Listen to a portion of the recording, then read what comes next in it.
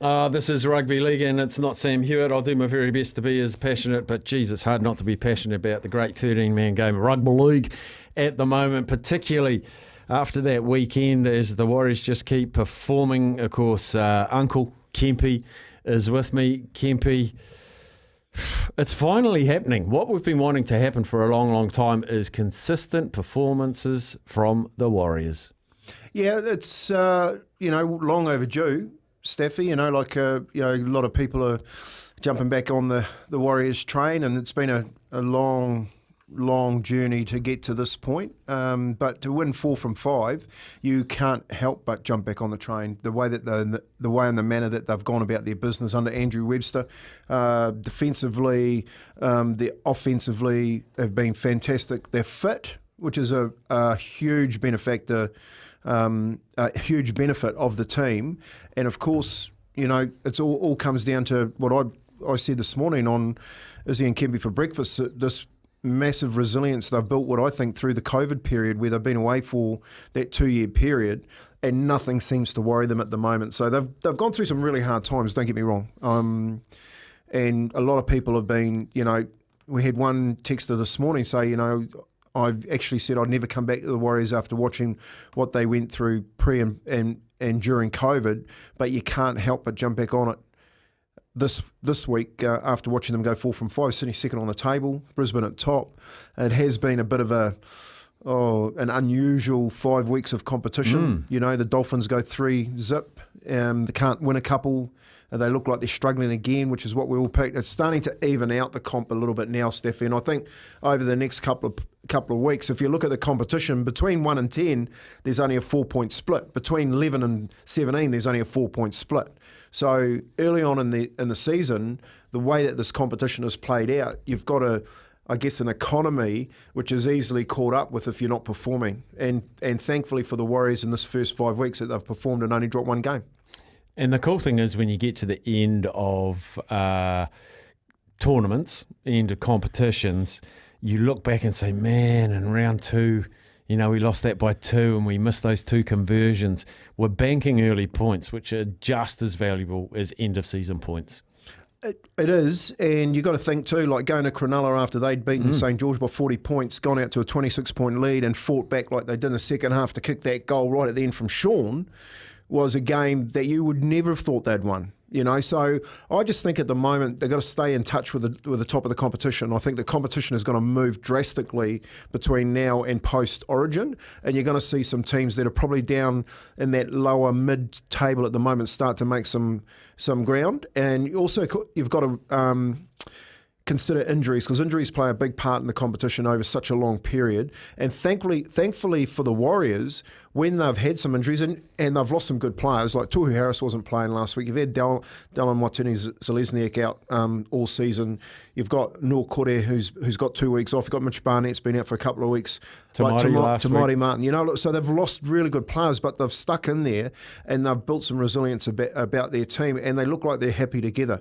So they've got to continue to do that, because that's going to continue to happen during the year. But you're going to see that with other teams as the injuries as we've seen with the Dolphins, they can't cope with the comp. There's just not enough talent to go around. So I think at the moment where we're sitting in second position, I know it's still only early, but for the sake of the Warriors team coming back, you look at what the Breakers have done during post-COVID to get within a whisker of a 5-game final series. It looks like both them and the Warriors have learnt so much being away from this country for so long in and around what it means to be resilient.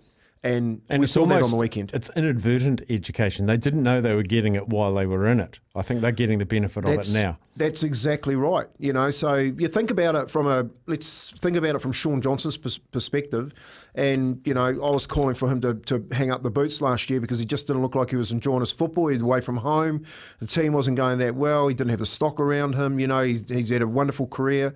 And then he's come back and he's got this team that he's enjoying.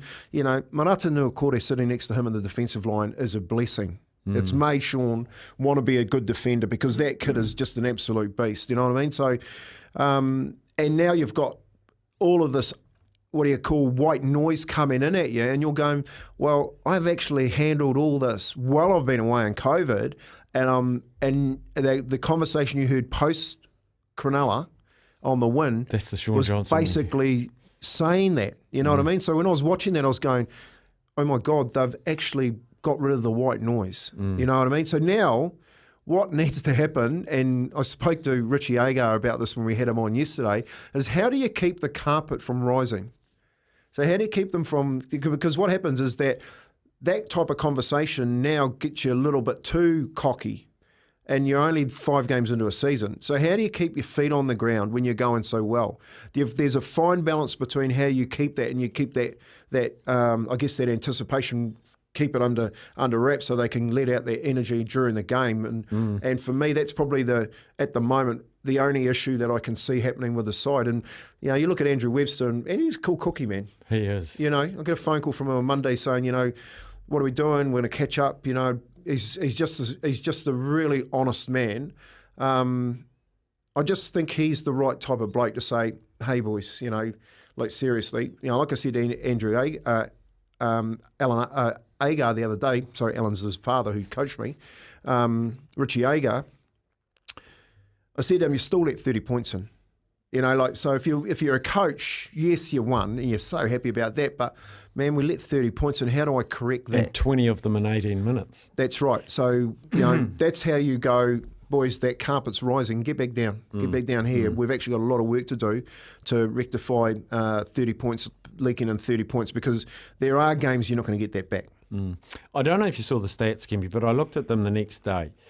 And if I blocked the scoreboard, the final score from you, and I told you that Cronulla had 188 runs, the Warriors 158.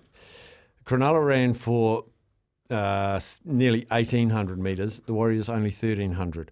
Post-contact metres, Cronulla 560, Warriors 420. Line breaks, Cronulla 5, Warriors 3. Average set distance, Cronulla 41, Warriors 31. Kick return metres, Cronulla 210, Warriors 200. Average play of the ball speed, pretty much the same. Everything in Cronulla's favour. That to me is heart and ticker and a sign of a togetherness of team with no quit. And a big shout out to Sean Johnson, because his kicking game kept him in it. Like, there were periods of that game, and we said that before the game. This game is going to be determined by 2 halfbacks, Nico Hines and Sean Johnson. Now, Nico Hines ran a clinic in that first half and couldn't get it going in the second half. He was only kept to 1 try. Whereas Sean Johnson's kicking game, because they couldn't get their yardage sets together, he's kicking the skin off the ball and getting him 60 metres down the field. And on a couple of them, he got some really crucial errors, which ended up in tries, which kept them in the game. So his kicking game and man management, I said this to Sammy after the game on Sunday night, that was Sean Johnson at his best, because he didn't panic. He stuck to the plan. He just got to the back of the set to 6. If you look at the percentage rates, they're the highest in the competition at the moment, the Warriors.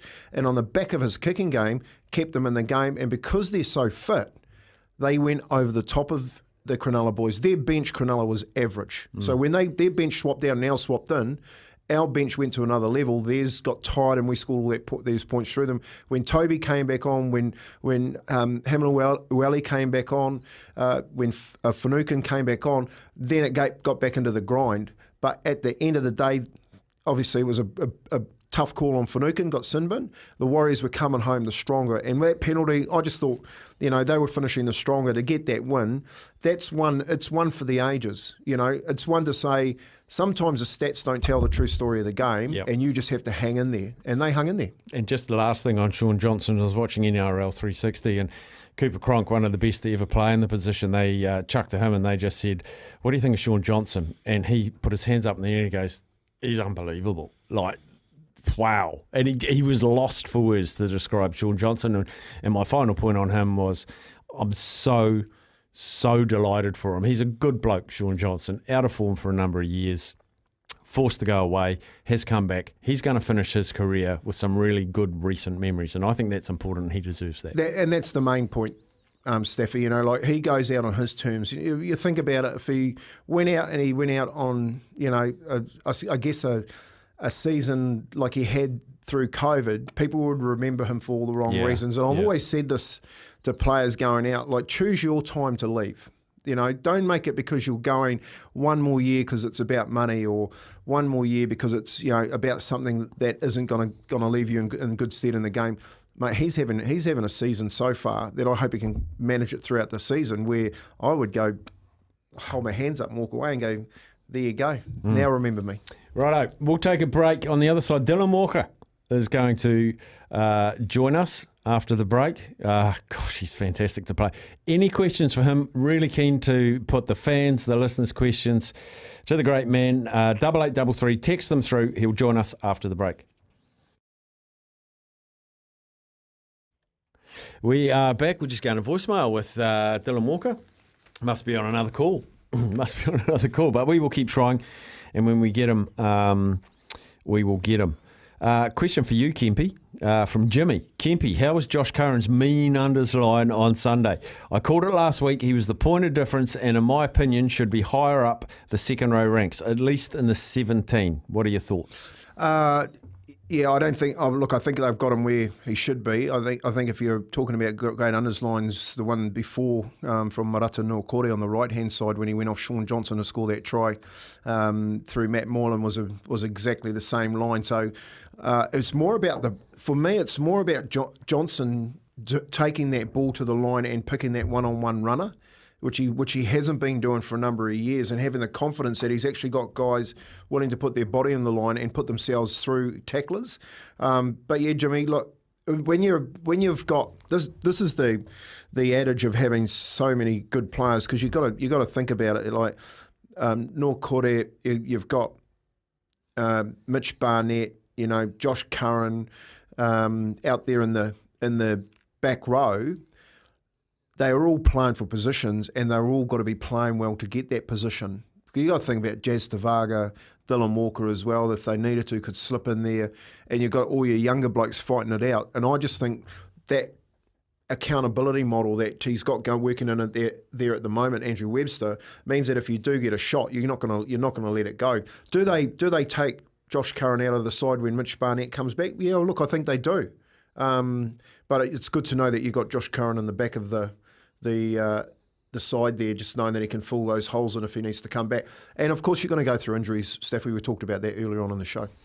We're getting messages on Facebook and YouTube. You're welcome to send them through there or to 8833. There's a few that are just saying up the wires, which I don't mind.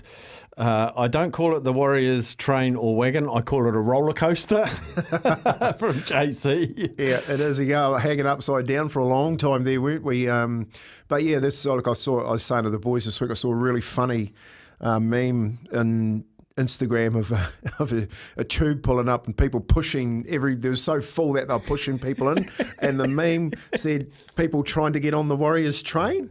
And it actually came out of the Warriors headquarters. I thought it was funny, but I thought it was a little bit early to start saying that. You know. You know what's cool? People use that as an insult, but I'll tell you what. Take yourself to Mount Smart. Even if it's the first time ever, you will be welcomed and embraced. It is such a cool community feeling out there, and they don't say, "Oh yeah, you're here to the party now. We're playing well." No. They will welcome you in. Well, it's tribal. You know, you go out to Mount Smart. Me and Sammy did the first game there in round 4. 19,000 people showed up. I guarantee you they win this weekend. The next home game, you can't get a ticket. You know, they'll come out because they haven't been on this roll since 2003, 2018. Last time they did that, 18, they went to the finals like they did in 2003. So the stats are starting to stack up for them. It's been a heavy toll on them too over the last 5 weeks. You know, apparently 12 of them have been rested through training this week. And of course, what you've got to also worry about is the travel. So they travelled home late Monday, then they've got to train, get their rest days, their recovery done back in over here, and then they're back on the plane again on Friday to get into Sydney. You know, and people forget about that. And this is where I think the resilience part comes in, where they go, you know, it's a plane, it's a flight. It isn't, we're stuck here for 2 years. I'm quite happy to go in there, do a hit and run mission. And this is where I think the Breakers were really good at. I'm going to go in there and do a hit and run mission, and we're getting out and we're going home, we're jumping in our own bed. You know, and I think that's the difference with them this year, is that they were so happy to talk about why don't we go out there and have some fun at after halftime and get the job done, and we can get home. Is there a thing like if they stayed in Australia and didn't come home? In Australia, you're sort of on holiday. If you're at home, you're at work. Is that a slight little mindset difference? Oh, it's a bit of a look. It's people used to say, Staffy, when I was in there playing and coaching, you live in the life of the rich and famous. Well, it's not. You're in airports and you're in hotels. You're stuck in there. You're training. You're working. You catching the red eye flights home. It's really tiring. So I don't think it's we're working when we're at home and we're going away and we're going to enjoy it. It's sort of like getting that balance right and that timing right where players are feeling comfortable just to take all of that, what I call white noise out of their minds so that they can perform. And I think what Andrew Webster's doing, especially around like how he's reviewing games, making sure that they understand there's improvement in them, yet they're still playing for positions. That's what I said a couple of weeks ago. It feels like 2001 where players are just playing out of their skins to be in the team because they're enjoying being together. Look at Jazz Tavaga and Dylan Walker. Like that can become a really key element to the Warriors' run this year. When those two come on through the bench, they make a massive difference. Still struggling to get through to Dylan Walker. So what we'll do, we'll shift what we were going to do after the news and bring it forward to now, and that's the Warriors taking on the Knights this week. We've had a few texts through, so I'll paraphrase them for you, Kempy. It's basically scouting the Knights. Where are their threats for the Warriors? Well, their biggest threat, I think, is their back three. I'll call them their back five actually, because I put Best in there too. I think they've got a couple of good centres in Best and Gagai. You look at Dominic Young, the way that he played, scoring 4 tries on the weekend. But you also have a look at their fullback that played, young Miller. He ran for 282 metres on the weekend against Manly. Trbojevic, who's probably arguably the best fullback in the comp, Tom Trbojevic, ran for 290 metres. It was only 10 metres more in that draw.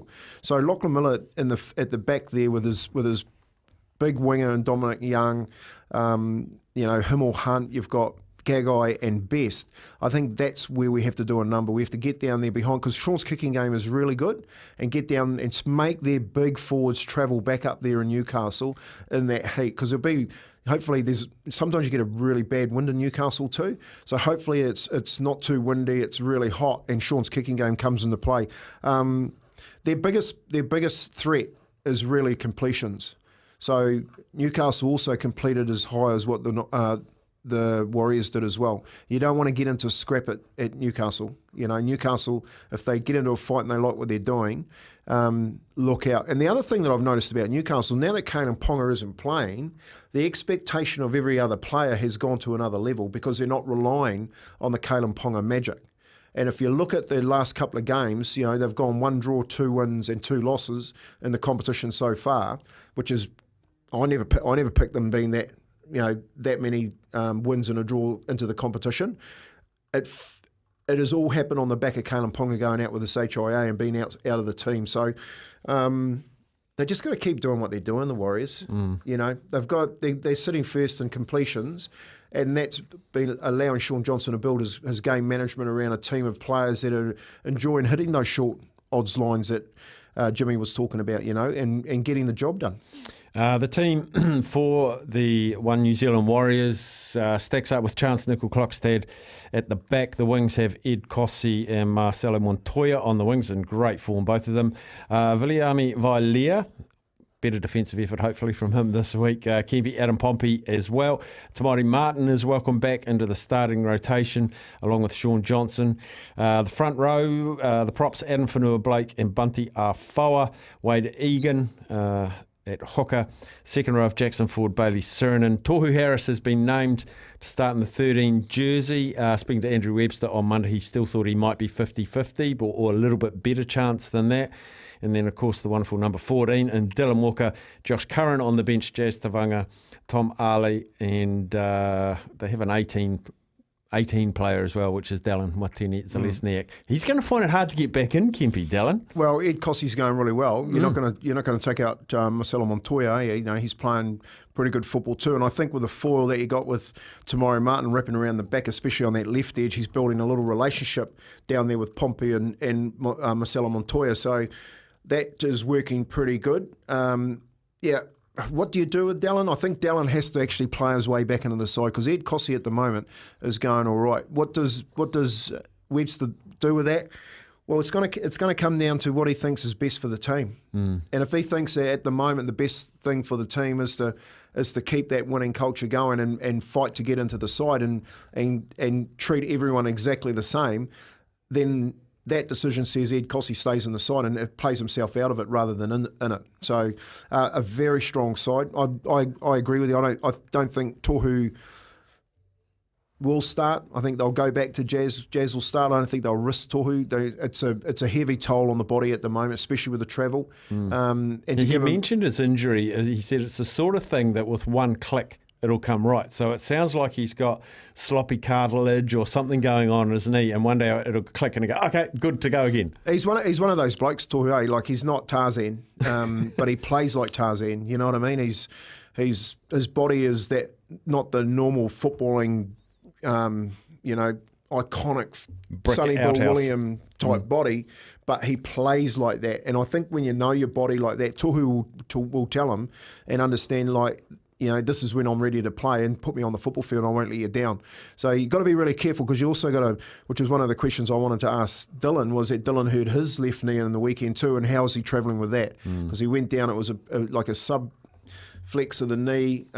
When Jazz Tavaga came around and hit it, there would obviously be a little bit of swelling in it. Is it right? Is it, what percentage is it at? And of course, this time of the year, players are all carrying injuries. So if you've got injuries in the wrong place and you've got other players carrying them into the game, then it's going to affect your rotation on the bench and how you use players. And he's too smart for that, Andrew Webster. When he saw Tohu come out in the game against Canterbury at half-time, within 8 minutes he had him off, because he knew that game was in the balance and he needed to get some fresh legs out there. So, does he play? Look, it's a good side. Tohu, if he says he's ready to go, Andrew Webster will play him. The last fascinating thing Andrew Webster said when we spoke to him on Monday, Sammy put it to him about pretty much Ronald Volkman getting the yank because he wasn't coping, and he said, no. He said, the reason I took him off is he said, I wanted Dallin to play 6 because he was out on his feet and we wanted to give him a rest in the 6th position so we could leave him there because his experience and his nous was so important at that time.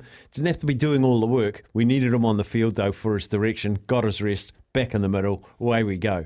I love that he did it, but I love that he told us he did it. Yeah. You were talking about Webby, like his clarity when he talks to us, and he understands we are the conduit out to the fans where they can talk to the fans.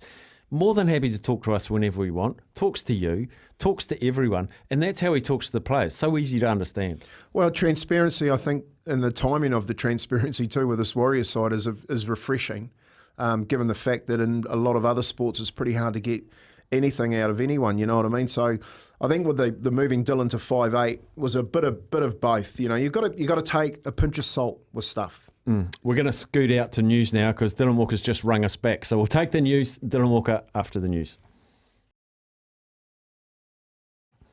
Here we've got through to him. In fact, he called us back, which is very polite of him. A lot of people's he's creating a big reputation for himself from a little body with his twin brother as well. I think he's got a little body. Dylan Walker from the One New Zealand Warriors joins us. Thanks for calling us back, Dylan. Hey, boys. Sorry about that. It was a little bit hectic with the family, but we've got it under control now. Good boy. Hey, big congratulations for last week as well. But the big question on everyone's lips is like this momentum you're building is just absolutely fantastic for us fans and undoubtedly for you players as well. But it's 5 games into the season. How do you measure the mix of celebrating but keeping things in perspective?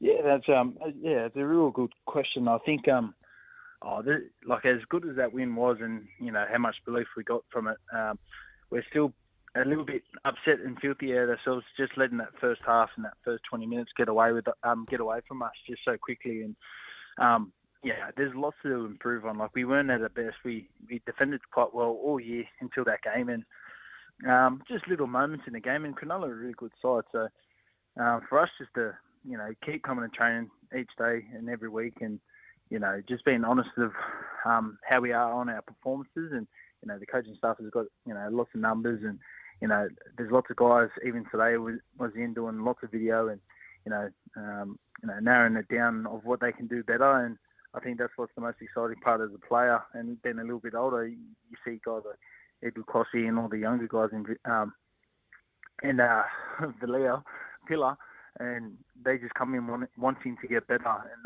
that's what the most exciting part is about being in the playing squad. Yeah, nice. And you're adding to that, Walk. Say, how's the body, mate? You seem to take a heavy knock on the weekend. How's that knee? Yeah, it's a bit of friendly fire from old Jazz and my old mate there. So don't worry, mate. He copped a bit of a spray after the game. I told him to fix up his technique, but yeah, it should be all right. It's just a bit of ice and just a lot more recovery for me this week. And how's that relationship going with Jazz? Because I think it could be something special. You two, you're building like that personal relationship together, but on the football field, that little touch for that first try the other week, and then just the way that you two get stuck in out there together, with calling you the Ball Brothers, I think that's hilarious. But what do you think about that relationship with Jazz, mate? You think it could be something special? Nah, yeah, it is something special. I think the first time I properly met Jazz was in the Maltese All-Stars a few years ago, and we just hit it off straight away. We're pretty much similar in a way. I don't know how to say, but we're both a bit of rap bags. We don't mind a bit of a laugh and a bit of banter. And yeah, I don't know. We're quite similar in ways, and me and Jazz, we've hit it off straight away, and just seeing him come back from his injuries and just the way he's playing now has just been. It's honestly, it's actually stunned me just how mentally tough he is as a person and as a player, and he's probably been one of our best in the first ever since he come back. And mate, it's a special connection that we got at the moment. I think he's got a nickname that we wanted, and it was called Kin Action. And I wasn't too sure about it. It was a kinner, but we're in action. So I said, that's a work in progress for us. It is. Hey, Dylan, jersey 14, it's never really been a sexy jersey, but you're making it sexy, and in that way, and I don't mean in an amorous way at all, Dylan, don't get me wrong, but it's just like when I see that you're about to enter the game, it is the absolute game changer. It's not a replacement.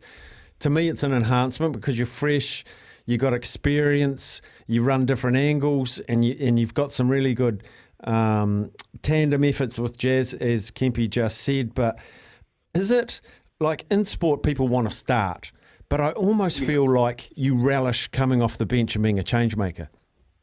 Yeah, well, mate, I think I found myself in that position a few years ago under Desi. The boys were playing well. I started the year at fullback. It was horrendous the first 4 rounds when I played, and when I come back, the boys were going really well, and he said, mate, I don't know where to put you. And he goes, I'll put you on the bench, but I don't know where to put you. And I just said, put me on the middle and I'll play like a ball playing middle. And he was like, oh, okay, because we had Jake Trbojevic out at the time. And he put me on for 10 minutes or like a few minutes against Cowboys at the time. And then he said, oh, I like this. And then it just stemmed from that. And, ever since, being in that position, it was quite bitter at the time when I wasn't starting because I played all my career either at centre or in the halves. And it was just, I don't know, I've got a breath of fresh air, just of a new lease on life of this 14 role and just trying to make it my own. And I do like what you said before and, making that jersey look sexy. I might have to use that a couple of times.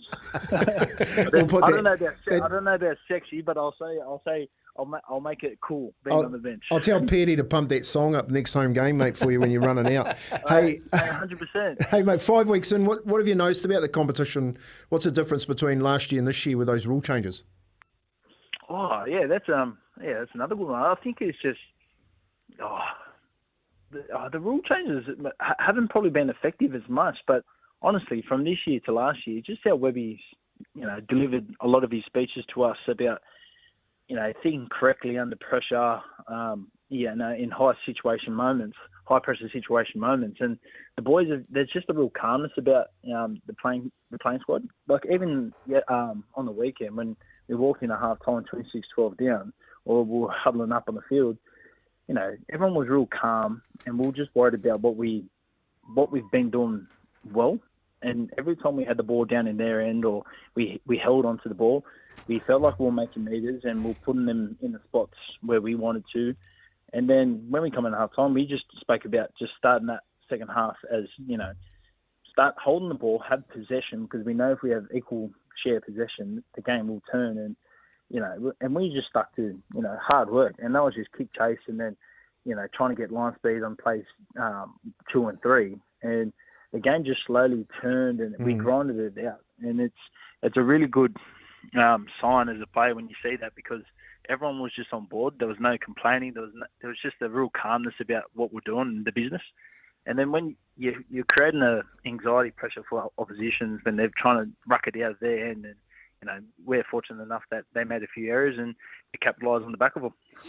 Hey, Dylan, we went to our listeners and said text us through some questions because they don't often get an opportunity to talk to you, so we're providing that. First one says, "Hi, Dylan. Being of Māori heritage, do you catch up with family or have you traced your heritage here in New Zealand?" No, I've got a sister that lives in Tauranga, so she come up for the home game last week. We've spent a bit of time down there. I've got family. I don't know if all Māori say this, but I've got family everywhere. So I'm sure we're from Tauranga as well. yeah, mate. Everyone's coming out and showing I'm your cousin. I'm wearing the same whakapaka. So it's just, mate. Honestly, I've got 2 young boys here, and I think that was just a real. It definitely drew me here. Just being that heritage and having something to belong to as the jersey was. And, it's a work in progress at the moment of learning a lot more about my culture and something I'm very keen on. There's a few funny ones. I'll share them with you. Vaughan says, "Can you ask Dylan, does he call Jazz daddy because he scores more tries than him?" I would never call anyone daddy. That's one thing. You know what? What was that guy's name? Vaughan. Vaughan. If Vaughan wants to look up the try scoring tallies, come speak to me. Good answer. I think Jazz might have to call me a lot more bigger than daddy. I think that's Jazz's alias, Vaughan. Someone else asking if you and Jazz have the same wax technician before the game to reduce drag. You know what? A funny story. It's not the wax. We got this. We were playing cards in his room just before the game kicked off last weekend. He had this real nice oat oil. Something that was oat oil, and mate, it was hilarious. We were sitting in the room playing cards, and then he goes, "Oh, try this oil. It's mad." And I was like, "All right, sweet." So I put it on, and legit, it just smelled that nice. So I was like, "Can I?" I already asked him for it. I was like, "Can I have this oil?" So I wouldn't say wax, but we got a good oat oil happening that we lather on our heads. Mate, I've got to ask you, with your heritage, and you've played for, mate, you got more teams that you've played for, New South Wales, Australian, the Indigenous, the All-Stars, and now the Māoris. Have you thought about throwing on the black jersey? Hey, yeah, I've never played for the Indigenous. I don't have Aboriginal in me. No, I mean, before that was called the NRL All-Stars, wasn't it? Oh, yeah. No, funny that. I tried to make a change to try and play for New Zealand last year, or over the last few years, just because Michael Maguire's coach, and he handed me my first grade debut jersey, so we've got a very good relationship. And yeah, I tried to do it last year, but just because I picked Australia back in 2014 when I just turned 20 actually, and they sort of just fell on that, saying, "No, you've already picked," and that was it. So it was pretty disappointing because. At the time, I neglected this side just purely because, personal reasons with, family and stuff and my old man. But, it was just a decision that was sort of rushed, and I didn't feel at the time that, I was worthy enough to even try and put on a jersey that, I've never lived here. I only come back here a few times, like a handful of times when I was younger, and I thought I was just an Aussie boy, but the NRL or the ARL had something. I'm not the ARL, the IRL had different plans, and they wanted to stick to their guns, and which is quite disappointing. But it is what it is, and it would have been something really cool to try and put on that black jersey and represent my heritage. Brilliant, Dylan. We've got to push on. We're loving what you're doing. We're loving what the whole team's doing, the whole country, a huge fan base. It's just brilliant. Keep it rolling. Thanks heaps for joining us today. Cheers, boys. Thanks for having me, and sorry for being late. That's all right. Dylan Walker, One New Zealand Warrior, Jersey 14, bringing 60 back. Just giving you a cricket update, 128 for 1 New Zealand. Tommy Latham on 20, Tim Seifert on 61 off 39, if you please. Kemp back to the league. Kicks off this round. Storm found a bit of form against the Roosters. Yeah, Roosters are going all right too. And the Storm, you just never write them off. You know what I mean? I think definitely the game of the round. Look, I can't pick my nose at the moment, but I'm going to go to Storm at home. Storm at home and a narrow one. The Bulldogs, jeez, what a timely game for them last week.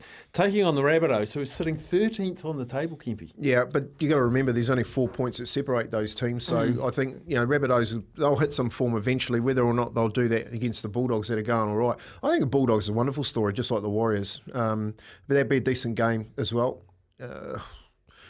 Close one, but I think the Bulldogs might get that one. And that's 6 o'clock New Zealand time, so very watchable. Very watchable on your, is that Friday? Yeah, Good Friday. And then following that, the Cowboys taking on the Dolphins. Yeah, Cowboys get that. Yeah, I feel like the Dolphins might be starting to come undone. Yeah, 100%. Injuries, especially key positions, they just haven't got the depth. And then there's 3, and I'll do one more now before a break. Panthers, Seagulls, 4 plays 5. Yeah, good game.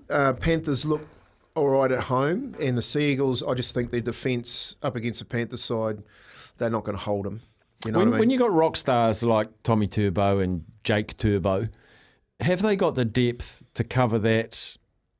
Not like for like, because you don't get like for like with those two, but what's the ones underneath the starting side for Manly? Can they absorb some suspension, some injuries? No, well, not to Tommy Turbo, they can't. I think he's one of the closest to the best in the competition. Jake, yes, you can. I think they've got some kids coming through there. But their problem with is their defence. They can score plenty of points. They just can't stop them. Newcastle showed you that last week.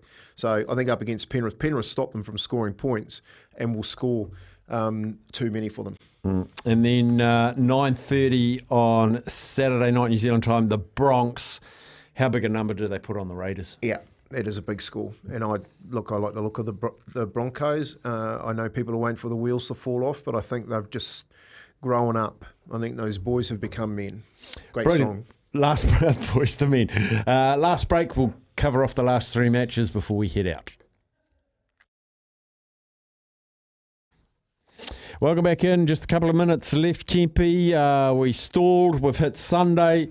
The Dragons. Ken will be very happy that the St George Illawarra Dragons starting to show a little bit of form taking on Titans. Yeah, look, and the Titans need to bounce back too at home.